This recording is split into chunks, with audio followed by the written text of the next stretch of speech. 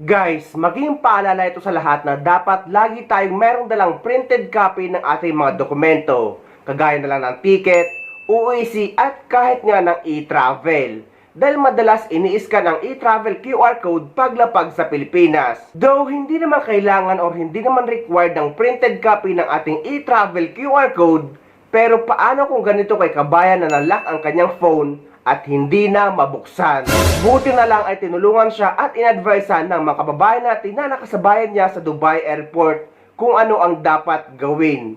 Doon makikita naman ang kanyang ticket kapag in-scan ang kanyang passport, pero malaking abala pa ito sa verification at sa mga proseso. Kaya guys, maging paalala ito na dapat lagi tayong may printed copy ng ating mahalagang dokumento. Kawawa naman si ate. Malaki yung mobile niya, guys. Hindi, ano ito yung Tapos lahat ng documents niya, ticket niya, saka e-travel sa mobile niya. Kaya, hindi siya maka-flight away ng Pinas. Walang free yung baggage, no baggage free. This is the whole. Dapat kasi ate, may ano ka, may photocopy ka rin ng So she's documents traveling mo. from Dubai to Cebu Pacific? Nopal. Philippine Airlines. Cebu Pacific, right? Cebu Pacific, yeah. Cebu Pacific siya? Come with me too. Cebu. Miguel, sige na, punta sa. Sama ka sa kanya. Sige na, kayo mag-ano na kami ha. Tapos Wala kang pera dyan. hindi pa naman siya nagsasalita. Nahihiya siguro. Nahiya siguro si ate. Mabuti na nandito yung asawa ng prinsipe. Kung wala, kawawa sa ate. Lahat ng documents yan. Ay, anak ko yun eh. Anak ko yun, di ba? Yun ang palagi ko. Next time, be. Pag mag-travel ka, may mag-xerox copy ka rin ng mga Ay, at paano kasi mabilisan nga? Parang ayaw pa ako pauwiin kanina. Parang ayaw pa nga ako pauwiin kanina eh. Oo, nung agency, parang ayaw pa ako pauwiin kanina. Relax. Bakit? Ay, ganun kasi din sa Ano? Grabe talaga. Tapos madalian lang. Di ko nga alam yung flight ko kung inano ko lang. Saan ka sa Pinas, te? Diba sa Pangasinan kami. Tulungan kami. Buti nga si ate. Kasama namin yan si ate. Lagi ko sinasabi na asawa ni Prinsipe. Kung wala kayo siguro, Ang bait yan. Ate. tapos mamaya ano ka na lang kung Dapat kanina, nagtatanong ka rin. Mabuti nga, hindi pa kami nakapag-flight. Thank you. Guys, did you have boarding pass? No, we don't have. You don't have boarding pass for the Philippine Airlines. Not yet. Just Open? Yeah. No, open. Okay, let's go. Check in. Okay. Open na? Tara na. Open up. Okay, we're going. Because all the people sitting there. Oh, okay. Yeah, because a lot here also. Where? Yeah, we're going there. Sa? Pwede sa mama. Wait lang. Suot mo na ako ng sapatos. Sige, plano. Hindi nagbunso. Tara na. Ikaw. Ay, yung ano? Di ba Cebu? Iwan na yan? Ikip mo. Oh, may iwan. Di ba Cebu Pacific ang hotel? Sa'yo na yun ate. Sabi mo niya kasi contact siya mamaya. I-ano mo yan? Tagal mo, pakainin mo yan. Get ka na lang. Yung cellphone mo, iwanan mo. Nakano ka? Hindi, mag-ano ka naman. Sa iyo to? Sa iyo? Sa'yo na yan ate. Ikip mo para may makain mamaya. Pero pupunta kayo dito. Kumain. Hindi na. Ay, bunso, kumain ka ha. Bye. Paano na lang yung Wait lang yung palabo. Paano na lang yung ano ko dun pag na ano. Mag-ingat ka dyan ha, huwag kang magpaloko. Lokohin lang sila. Ayan. Ingat ka tayo ha. Paano na lang yung Ano oras flight mo, mag-ingat ate? ka ha. Mag-chat ka, makiano ka na lang po sa mga Ito oh, bigay mo sa kanya. Kayo na Kanya, ayan. Ay, Nahihilo na ako, te. Nahihilo na ako sa ano ko, ticket ko. Akin na lang ko, te. sa'yo na yan. Ingat ka. Makiano ka na lang po pag may nakasama kang ano. Wait lang. Sa i-chat mo na lang kinano ng maliit. Sabihin ko na lang po.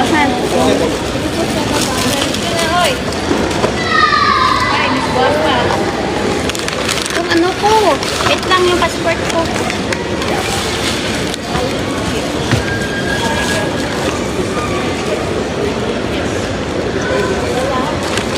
Dubai pa naman.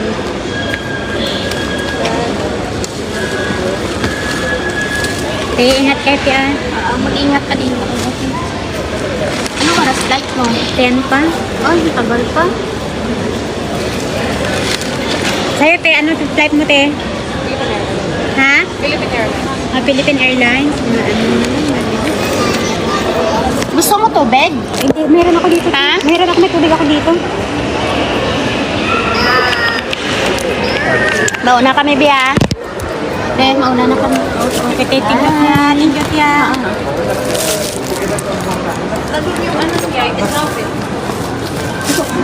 Hindi ko hininga ng i-drive ko eh. Ako sa kanan. Kinuha na yun sa akin. Meron naman ako dito. May park. Kinuha sa akin yun lang ako. Pwede siyang magtanong siguro dito. Ay, yung wala pala i-travel. Ano mo naman ako? Travel meron. Ha? Ano yan? Philippine Airlines din yan. Sabi di travel, wala Visa ka, di ba? Oo. Ba't hindi kaya kami hiningan kami? Nairis na lipstick ko, guys. Kasi lahat na ano. Kasi lahat sa amin, ano. I-travel ko, wala. Si travel mo. Nawa ko sa kanya. Hi, Neng. Bye-bye. Ingat ka. So, bye.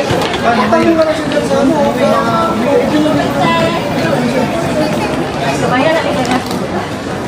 Ito pala isa. Asawa ng presidente sa Kuwait. Diyos ko po. Ito asawa, walang kapira-pira. Asawa ng prinsipe sa Kuwait, guys. Si Madam Auring. Si Bidang. Si Madam Auring. Ay, na lang. Wala na, nasira yung beauty ko.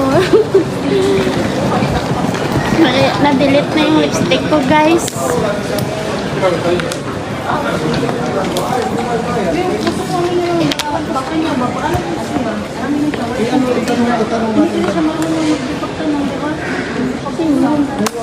Wala nga sinabi ko sa Yung kanya na. galing sa hotel. Bakit? Di ba sinabi ko sa kanya na pag-ibigan siya. Baka ano lang. Paano yun? Kawawa na wala siyang kapira-pira. May 1 PBM pa naman ako dito. Wala siyang pera? Haluoy man ito nga din sa Saudi, guys. Kaya wala siya sa bahay, tapos wala pa siya kwarta. Dugay pa iyak Ako flight. wala din kwarta.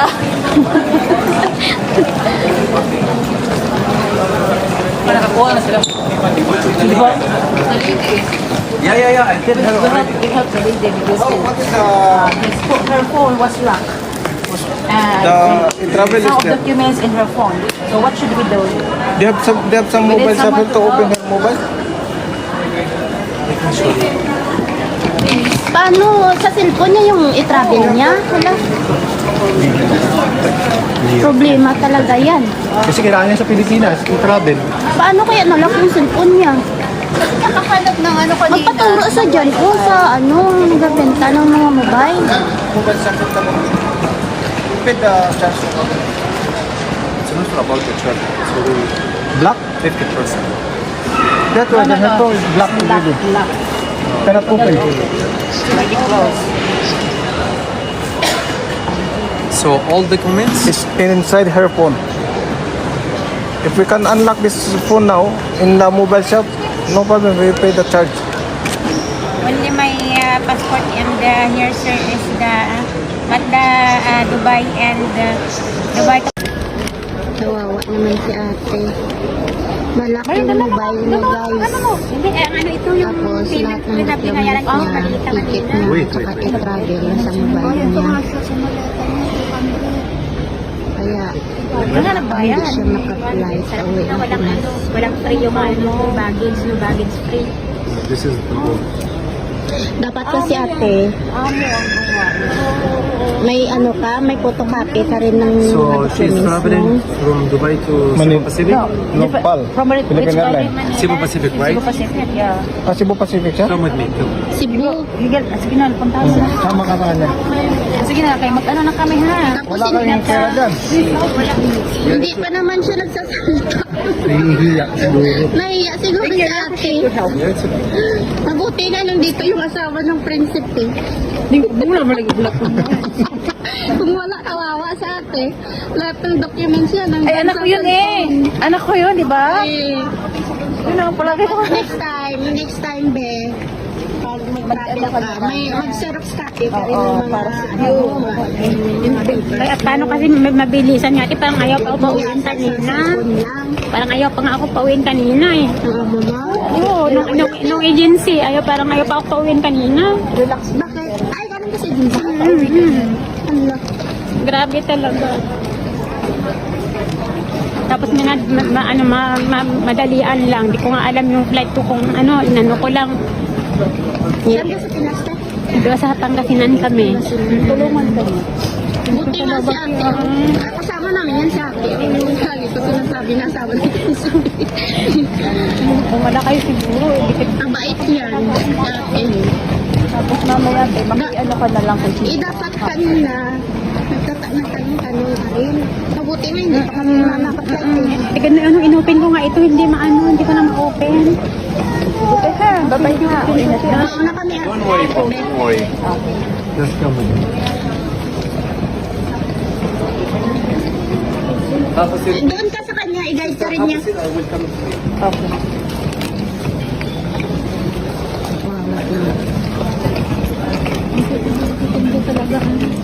Ayos lang yan. Ayos lang. Isa pa sa example na dapat lagi tayong may dala na printed copy ng ating UEC, at least 3 copy. Dahil katulad sa naranasan ng isang kababayan natin na hindi siya nakakuha ng terminal fee cash refund dahil nga hinanapan siya ng copy ng kanyang UEC.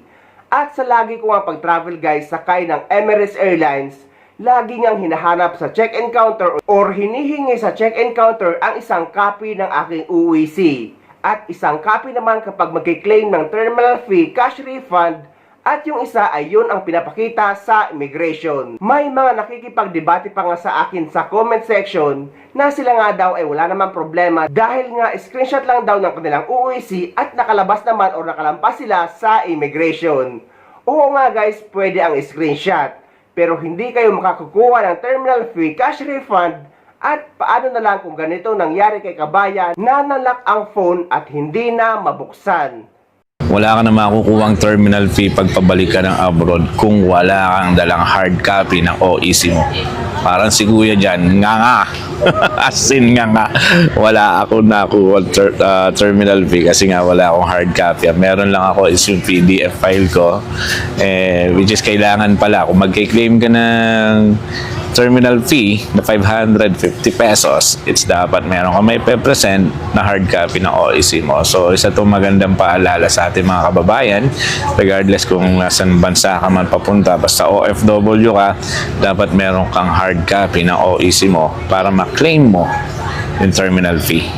So, ayan, to all my kababayan, dyan sa Kuwait, at kahit nasang bansa ka man, huwag kang gagaya kay Kuya dyan na babalik na walang hard copy ng OEC.